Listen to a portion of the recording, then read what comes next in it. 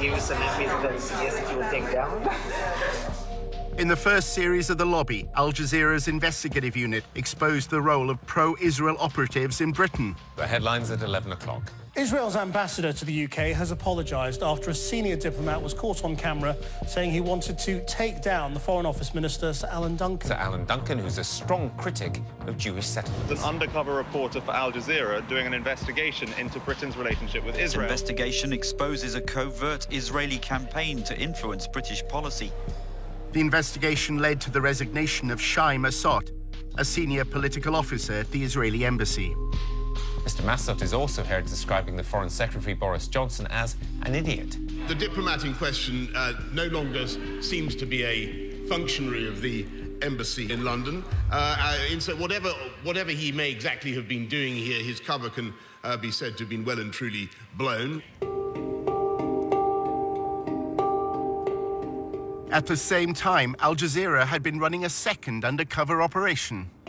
Some of our reporters' covert filming was included in the first series of The Lobby. His identity became known. Tony had spent 5 months inside the pro-Israel lobby in the United States. He'd impressed colleagues with his understanding of the Middle East. You have the resourcefulness and the depth, to sort of think strategically about this, whereas most people aren't able to do that. A prominent Jewish online magazine described Tony as the perfect gentleman who became one of the town's best-liked Zionist activists.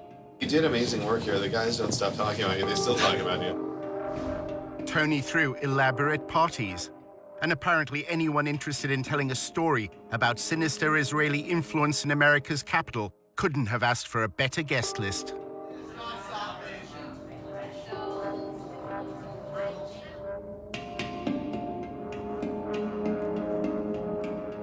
In a new edition of The Lobby, we investigate the role of pro-Israel advocacy groups in this country in the first of a 4-part series, how the lobby is being drawn into Israel's covert campaign to spy on American citizens.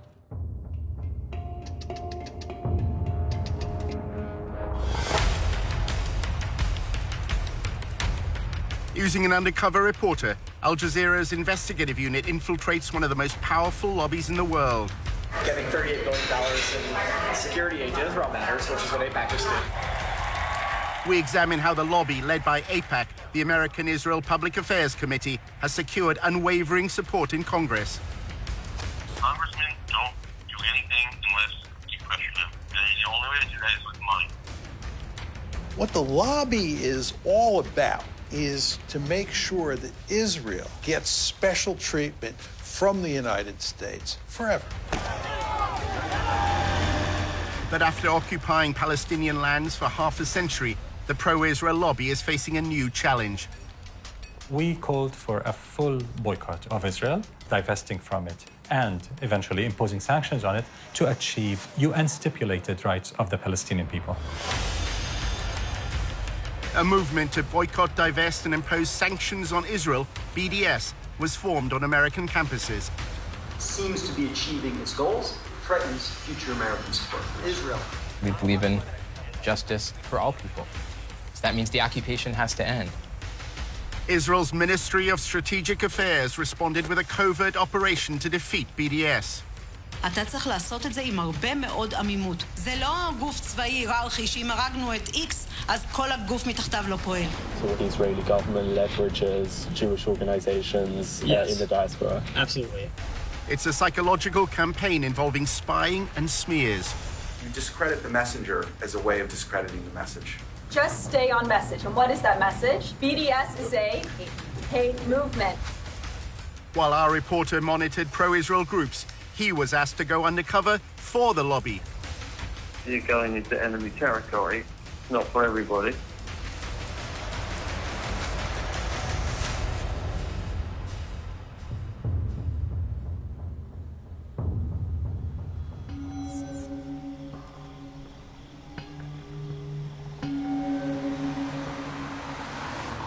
We are a different government working on foreign soil, and we have to be very, very cautious. We have 3 different sub-campaigns which are very, very sensitive. regarding data gathering, information analysis, working on activist organization, money trail. This is something that only a country with its resources can do the best.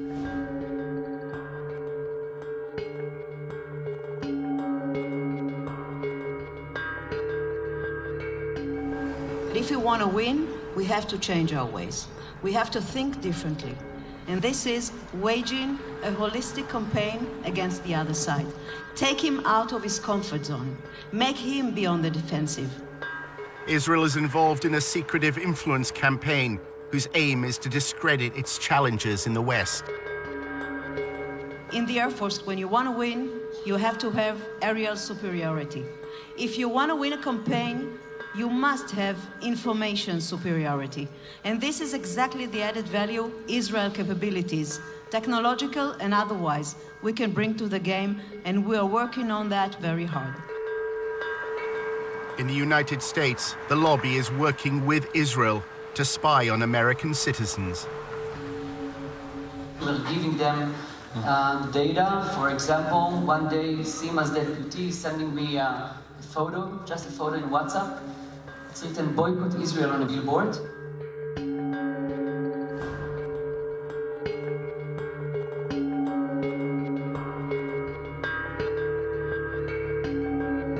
In a few hours, our systems and analysts could find the exact organization, people, and even their names where they live. We gave it back to the ministry. I have no idea what they did with this.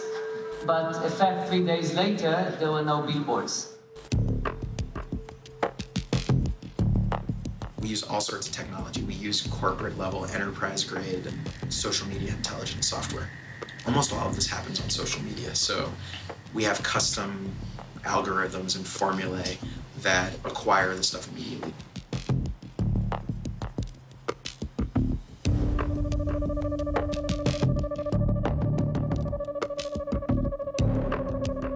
In terms of like information sharing, we did add the Ministry of Strategic Affairs to our operations and intelligence brief, which kind of goes back to how do we get information about what's going on in American college campuses. Generally within about 30 seconds or less of one of these things popping up on campus, whether it's a Facebook event, whether it's the right kind of mention on Twitter, the system picks it up, it goes into a queue and alerts our researchers, and they evaluate it, they tag it, and if it rises to a certain level, we issue early warning alerts to our partners. They operate through subterfuge, and they walk a very thin line between the legal and illegal in what they do in order to gather information and to smear their opponents and ultimately destroy them.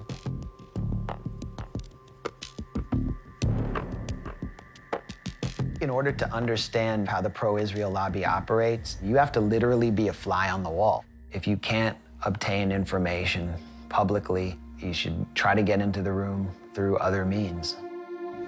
Our undercover reporter, Tony, is British and Jewish and had recently graduated from the University of Oxford. He wrote articles and presented himself as a strong supporter of Israel. In Washington, he attended a course on the Israel-Palestine conflict. I'm from the UK, and I'm just taking a course at Georgetown here over the summer. He networked in the social circles of the pro-Israel lobby. Hi, I'm Rona. I'm Tony. Nice to meet you. Good to see you. I'm good. Good to see you. Hey. After building his profile, Tony was accepted on a training course in pro-Israel advocacy. Welcome to Fuel for Truth DC's second boot camp. Congratulations, everyone, to being accepted. What we're going to do right now is just kind of like introduce ourselves. I'm Daniel. After undergrad, I served in the IDF and the paratroopers for 2 years and worked at APAC for a year.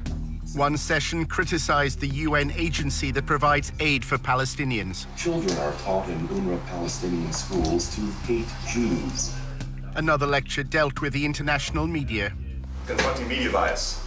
During the last war, a lot of times videos are circulating of bombed areas or victims, and a lot of it's from Syria, from Iraq 10 years ago, all this stuff. In role-play workshops, they were instructed how to respond to criticism of Israel. Can I have a volunteer?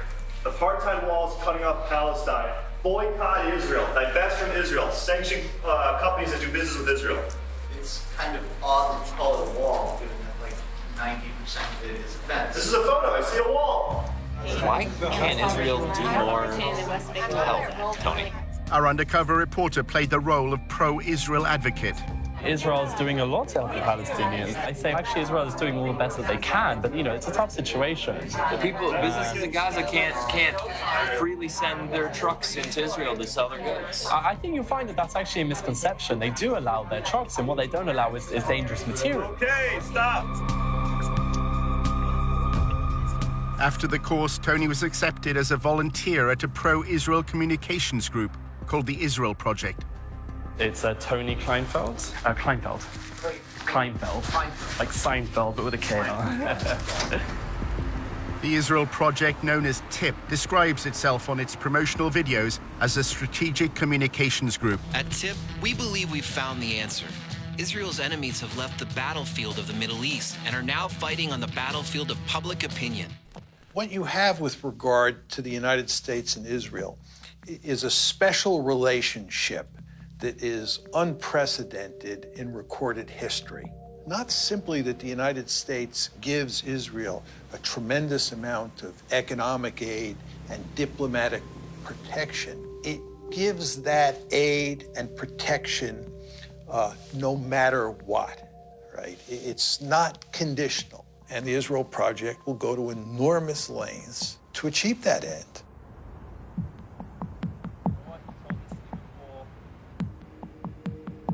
During his placement as a volunteer, Tony took notes on what he saw and heard in TIP's offices.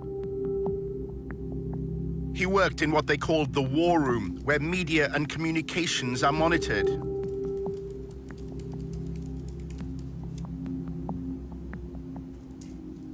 Staff described having contacts at numerous media organizations. Their primary means of influence is by forging friendships with reporters.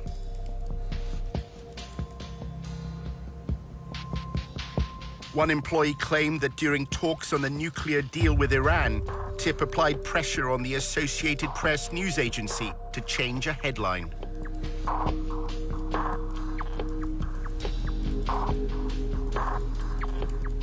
Tony read the Israel Project's annual report, which described TIP's mission as building an echo chamber for pro-Israel information. That means using the media to amplify and repeat TIP's messages, as well as what the report describes as neutralizing undesired narratives.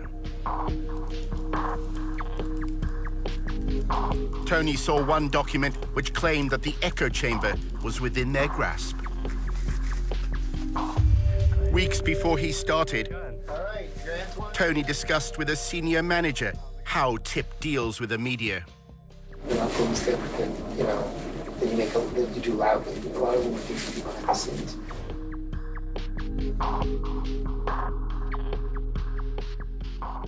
You can get a lot more done by making questions get asked by journalists. And if you create it from multiple directions at the same time through multiple journalists, then you create a kind of sense of crisis. We develop relationships, a lot of alcohol, to get them to trust us. The basically messages on the following BDS is essentially kind of a hate group targeting Israel. They're anti-peace. We try not to even use the term just because it builds their brand. We just refer to boycotters. The goal is to actually make things happen now and to figure out what are the means of communication to do that. In 2005, Palestinian civil rights groups sought a peaceful means to protest against Israel's occupation. They identified goods from Israel and called for their boycott. The BDS movement was born. BDS adopted a nonviolent strategy because we think it is morally consistent and very effective against an enemy that is extremely powerful militarily. We called for boycotting Israel, divesting from it, and eventually imposing sanctions on it, as was done against apartheid South Africa, to achieve basic Palestinian rights under international law. Over the past decade, BDS has grown around the world. By campaigning for Palestinian civil rights in land controlled by Israel, BDS believes it has exposed a deficiency in the moral defense of the Jewish state. BDS is saying that what Israel has to do is treat the Palestinians in its midst the same way it treats Israeli Jews. The problem is that if Israel does that, there are more Palestinians, or there will be more Palestinians inside Greater Israel than there are Jews.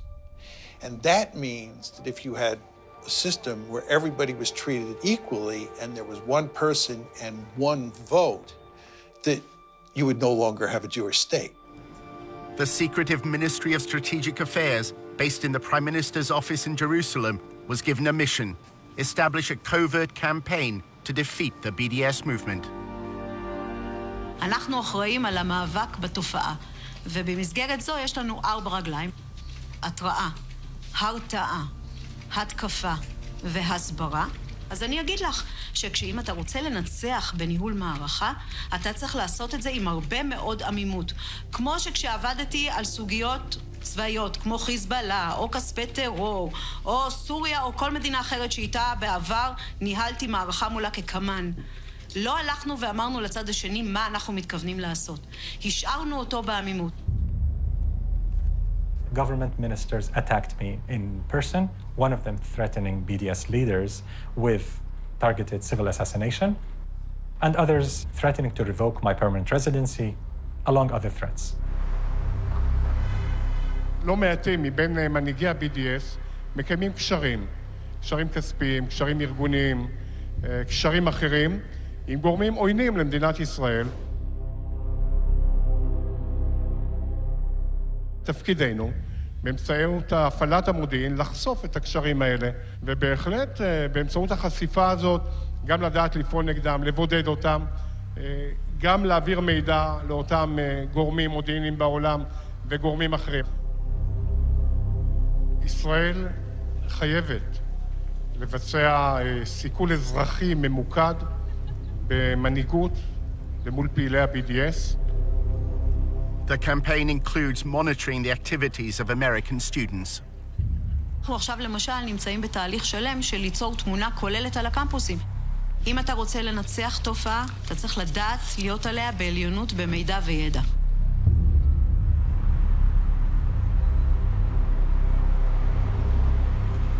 Our investigation into the role of the Israeli state at US campuses led Tony to an employee at the embassy in Washington. She's American, and her job is to analyze BDS activity for the Israeli government. So nobody really knows what we're doing, but mainly it's been a lot of research, monitoring BDS things and reporting it back to the Ministry of Foreign Affairs and making sure everyone knows what's going on.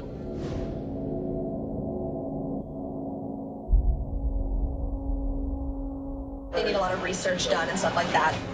When they talk about it in Knesset, usually I've contributed to what the background information is.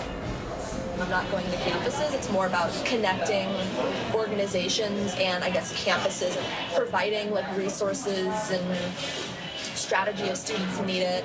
Is the Israeli embassy trying to leverage faculty? Yeah. We're working with several faculty advocacy groups that kind of train faculty, so we're helping them a little bit with funding, connections, bringing them to speak, having them speak to diplomats and people in the MFA that need this information. So I kind of want to be that resource to show students we appreciate what you're doing, we see what you're doing. Here's some information if you need anything at all. We can connect to you, just kind of be that person there for you. Julia was president of the pro-Israel group at Davis, which is part of the University of California.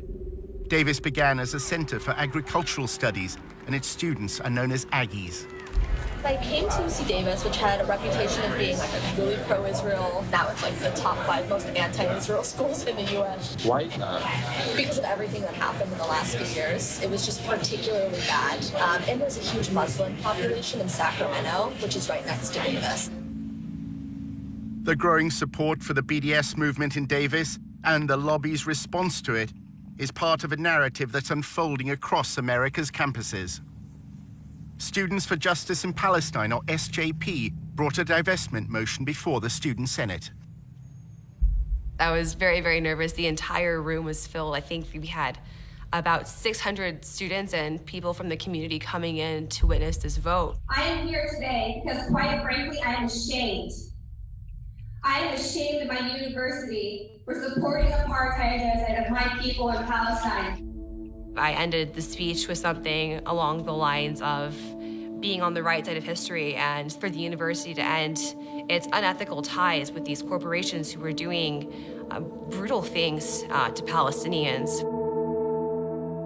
We knew they were going to win because our entire student senate was all pro-BDS, and they ran for that purpose and won for that purpose, and we've been pushed out of student government for months. Good evening. My name is Julia Rivkin, and I'm the president of Aggies for Israel. Students streamed the hearing online. The pro-Israel group also filmed it with another purpose in mind. Their videos would play a key part in the story that was to unfold in the days ahead. I was waiting to see what she would say. I was waiting for a blow to come my way, and that blow sure came. We have been ignored and disrespected year after year, but we have never been silenced. We are a beacon of peace and inclusion on a campus plagued by anti-Semitism.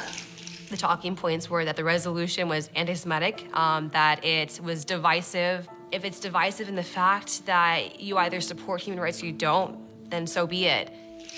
The intolerance that spawned this resolution is the same kind of intolerance that has spawned anti-Semitic movements throughout history. The entire thing looked very rehearsed, very, very aggressive, almost comically so. Julia and her pro-Israel allies had already decided that they didn't want to debate. At 4 a.m. the night before, me and my team were like, "You're gonna lead the walkout," and I was like, "Okay." And they're like, "We're gonna film it just for our own purposes." I was like, "Totally cool." So when everything was happening, we went into it knowing we were going to lose. So our strategy was how to ultimately win while losing the vote. This is our victory. And we who are victorious need not legitimize the words spoken in this empty hearing. So if you are here tonight in opposition to this resolution, I invite you now to stand up. Really, stand up. And join me in walking out of this room. That was a wowing moment. To have them just stand up, everyone just kind of was like, what's going on? It was very shocking. As they were leaving, it was just a very big rush of relief to not have that tension, those bad vibes in the room. And so we started cheering, actually, and it was a great moment. You're standing in the back, it looks like some seats have opened up. But the passing of the BDS motion proved to be just the beginning of a bigger story. In part 2, how the lobby worked to undermine the student decision. Those swastikas, who did them? We don't even know.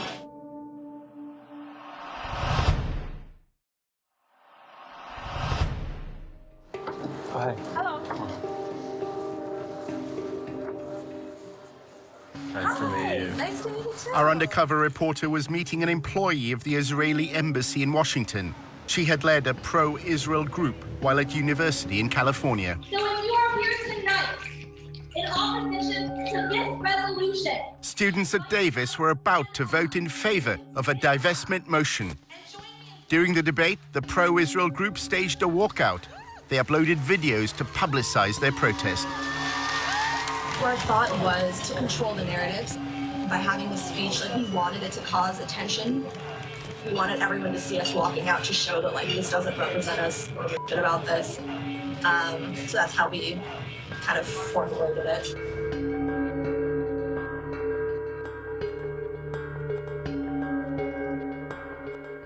That day, all of us released 50 op-eds in major news sources so that when people made a hashtag and a whole thing trending, so when people opened their Facebooks, it wouldn't be them celebrating their victory, it would be us sharing our stories. Once it blew up, then random people, the Huffington Post contacted me and was like, "Do you have anything to say?" And I was like, "Conveniently, I wrote an op-ed 2 weeks ago just in case."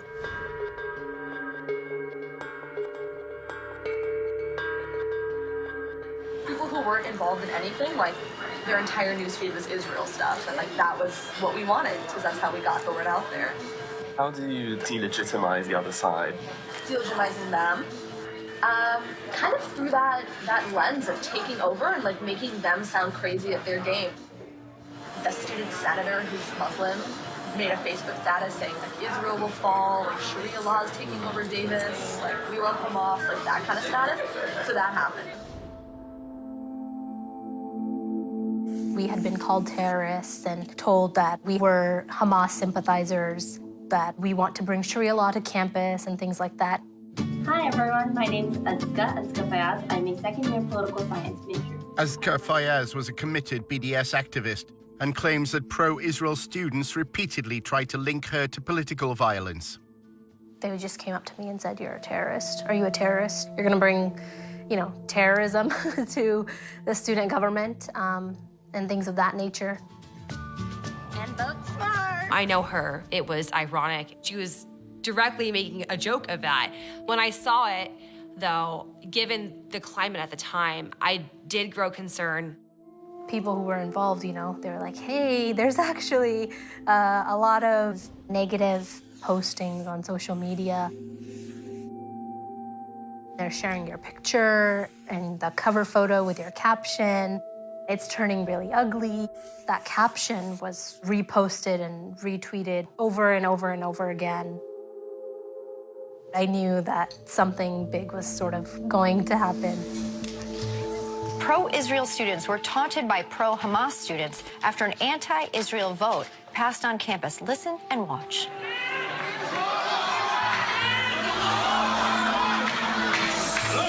And right after the vote passed, a student senator posted this on Facebook. Hamas and Sharia law have taken over UC Davis, BRB crying over the resilience. I don't have the capacity to bring Sharia law to the University of California, Davis. I don't think any of us really do have the capacity. They wanted to try to make me look as evil and violent as possible. How can we use their words out of context in such a way that their victory doesn't seem so victorious anymore? Conveniently, like the divestment video just happened to do that. Like when they all started shouting Allahu Akbar as we were leaving, like that was really nice for us in a way, because like we caught them just, doing what they're doing. And then it like went viral on YouTube. Anger and tension running high at the University of California Davis campus. What you just saw played out late last week as the Student Government Association voted on a resolution to boycott the Jewish state of Israel. They kept showing it over and over again. And then they just said that the Muslim students forced the pro-Israel students to leave the room. Reports say when the Israel supporters tried to object to this vote, the pro-Palestinian students you just saw tried to shout them down with cries of Allahu Akbar. I invite you now to stand up. Really, stand up. And join me in walking out of the room. Of course, we know that they left willingly, and they stated that they were going to walk out of the room. It's incredible to hear Allahu Akbar shouted in the middle of this university. And obviously. what does that represent, Megan? The subjugation of women, the torture of homosexuals, the torture of Christians, the crucifixion of Christians. That's what it has come to represent, and that's what they're shouting. The pro-BDS activists at UC Davis then faced another crisis. 2 days after a resolution passed, unfortunately, someone defamed the Jewish frat house and had painted swastikas all over it. Outrageous, just not acceptable behavior at all. What was upsetting to us, however, was they had the media there right away. Disturbing discovery for a UC Davis student.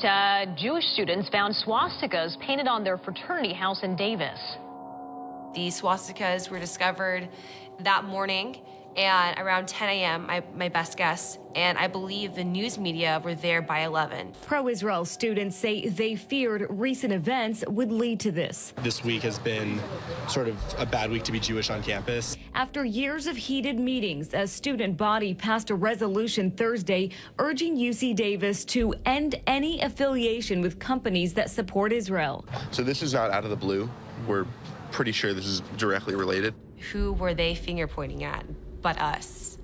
Us who were still on this high of finally getting this resolution passed, still in high spirits, just crushed us. Roseanne Barr tweeted, all the Jews should leave Davis and the rest of the school should be nuked. It was a crazy time. A general flooding of Islamophobia by the media. And I was dealing with like news outlets and media, and it was like the day after there was some swastikas on campus, and it was like it all blew up and became a full-time job. Those swastikas, like who did them? We don't even know. I think it's just some like random like white supremacist type people who just came, did it, and left. We don't think it was students. That's pretty surprising because it was very clear from their behavior towards us, their attitudes towards us, that we had done some heinous crime to them and that we deserved to pay for it.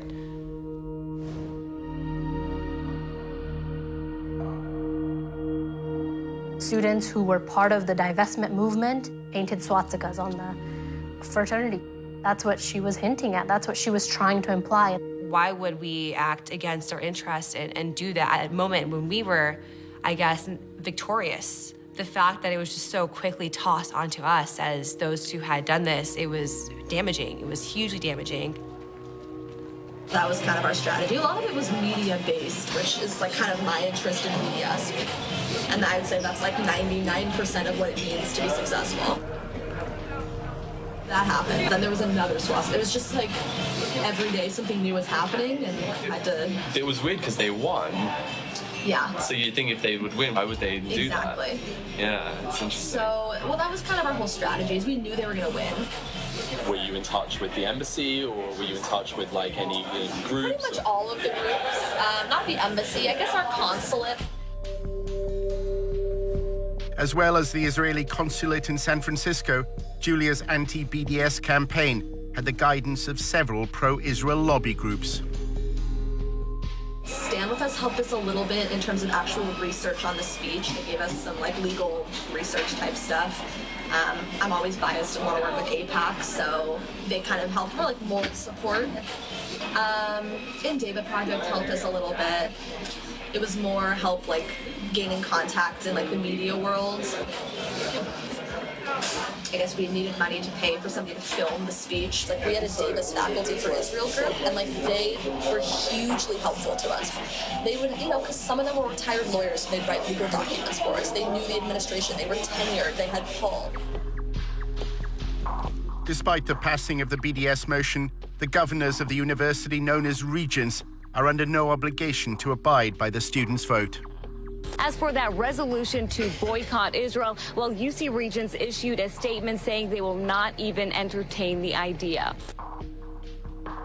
After looking back on everything, I feel a little creepy because of what happened after the vote. People that were affiliated with the group just were smeared and had to deal with these very personal crises of the world calling us terrorists and the world thinking that we were this spiteful hate group. It's pretty unequivocal how organized they were, how brutal and ruthless that narrative was, and how it affected us in the end. Back in Washington, our undercover reporter was attending the annual conference of the Israeli-American Council.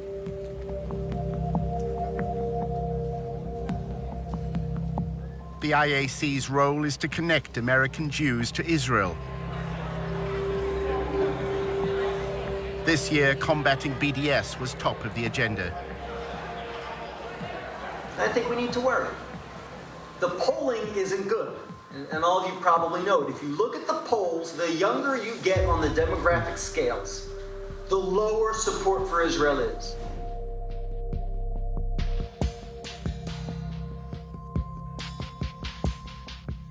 it seems to be achieving its goals, and I think it threatens future American support for Israel. Younger people are leaving college less sympathetic to Israel than when they entered. The lobby hope that a new partnership with Israel's Ministry of Strategic Affairs will become a game changer in the fight against BDS. For years, we are trying to defeat the BDS and the delegitimization movement. We are all on the defensive, and I think we should move to the offensive.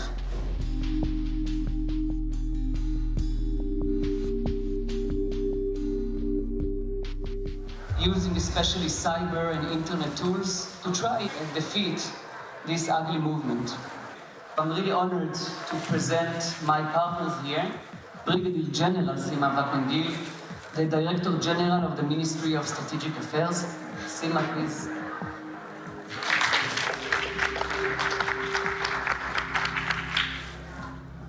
The fact that the Israeli government decided to be a key player means a lot, because we can bring things that usually are not existing in NGOs or civilian entities that are now enrolled in this thing.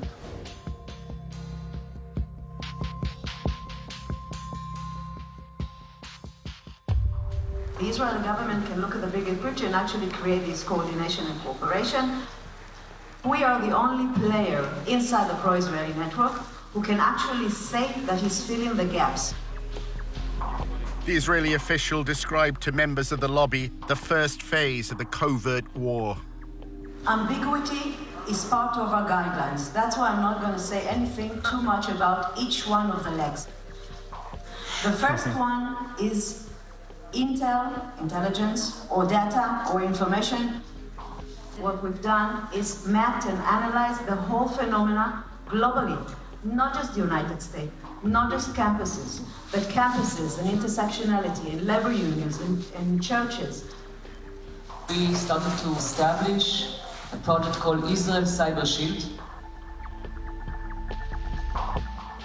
This project is actually a civil intelligence unit that collects, analyzes, and acts upon the activists in the BDS movement, if it's people, organizations, or events. And we give everything we collect.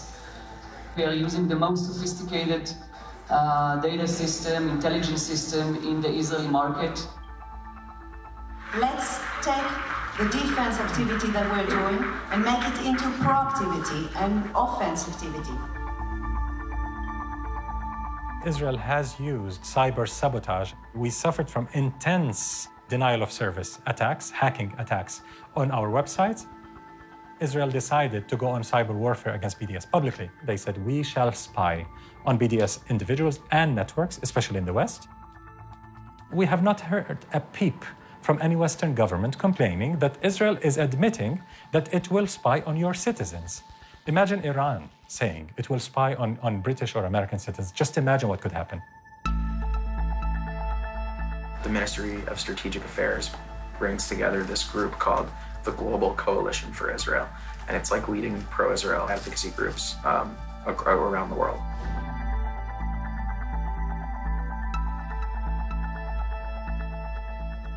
My view and the view of Israel's Ministry of Strategic Affairs, which we coordinate with sometimes, we communicate with sometimes, is like Europe is lost and it's basically over. And like they're turning a lot of attention now to the US because they feel we're on your path.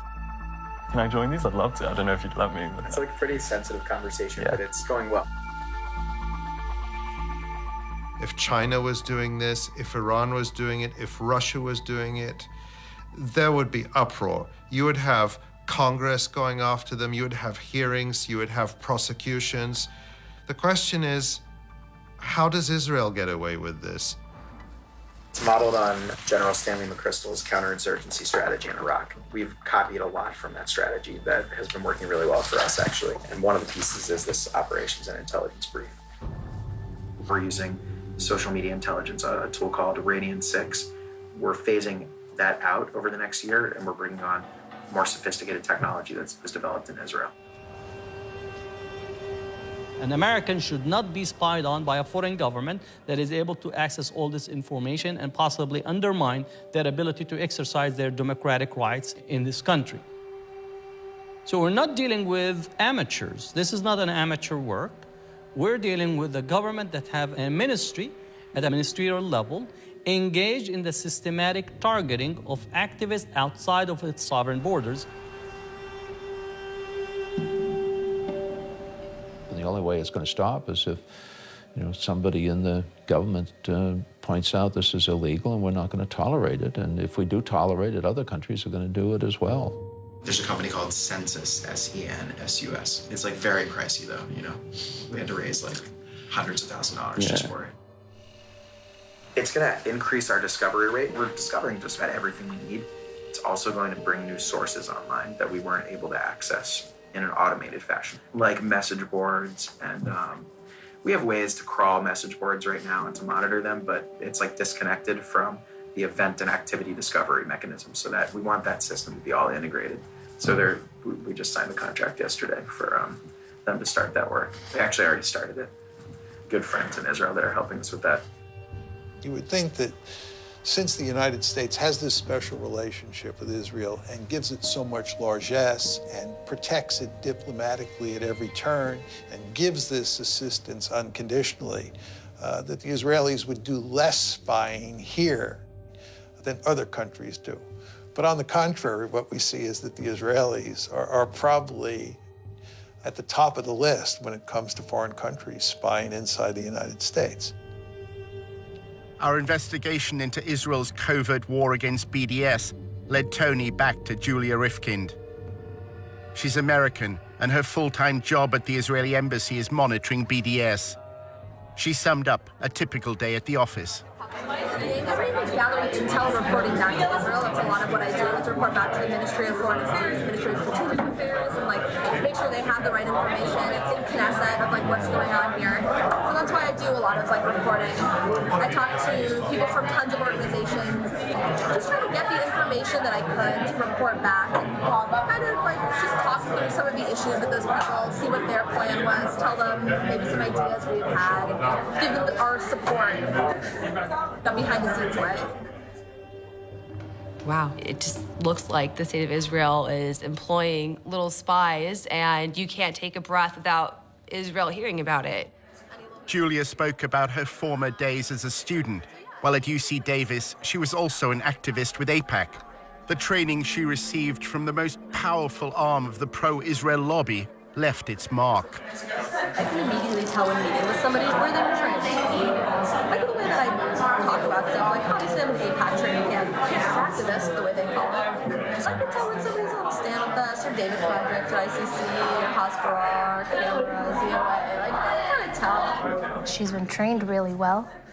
She follows the commands that she has been given by these Israeli organizations, and she follows it really well. I pretty much, all of my friends work at AIPAC, all of them. So whenever we have events at the embassy, and there's oh, we should invite AIPAC people, it's a joke that obviously I'm gonna be the one to write all the emails down. So whenever they're we have to submit names of lists for events, mine's 15 names and 14 of them are AIPAC.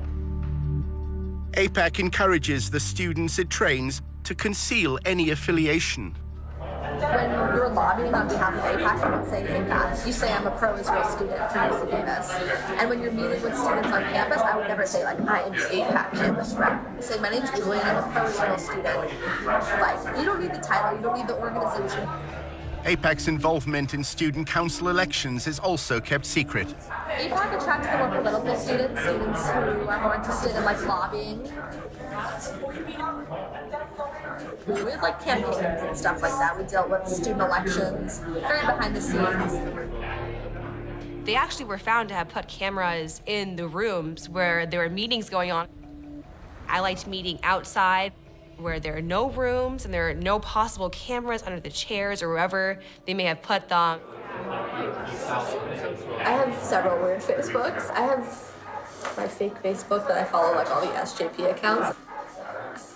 I have some fake name. My name is Jay Bernard or something. So it just sounds like an old white guy, which is the plan. I joined all these groups. A lot of people haven't added me. I maybe just wanted to see on the newsfeed what kind of articles they were sharing, just to kind of see what their internal dialogue was. Every single event, that I put on, you would have these pro-Israel groups coming out before our guests even got there with their cameras, videotaping. Julia has no contact with her handlers in Israel. She writes her intelligence briefs and awaits their instructions. I write a report that I give to my boss, who translates it. It's really weird. We don't talk to them on the phone or email or whatever. There's a special server that's really secure that I don't have access to because I'm an American. You have to have clearance to access the server. It's called cables. It's not even necessarily in Hebrew. It's literally cables. I've seen it. It looks really bizarre. So I write reports that my boss translates into the cables and sends them, and then they'll send something back, and then he'll translate it and tell me what I need to do. If she believes it's spying on activists to suppress a free speech movement, then, peace be to her. And I hope she feels good sleeping at night being on that side of things. We're a group of student activists advocating for Palestinian human rights.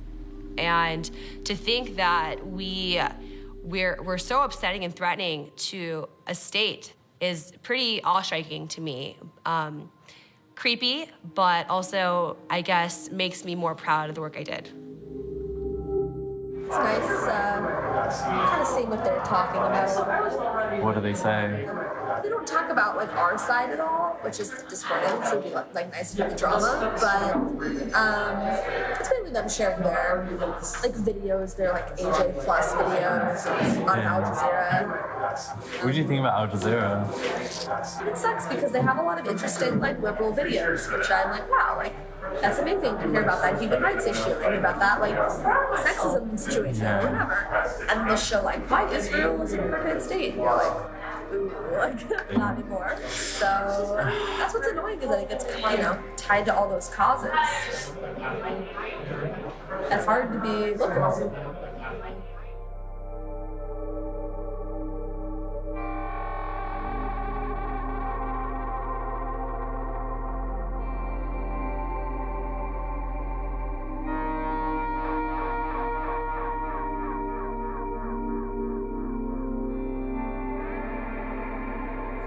You represent that government. Yeah, I can't say anything negative about Bibi or the government because I technically work for them. Not directly, but I'm just a normal American.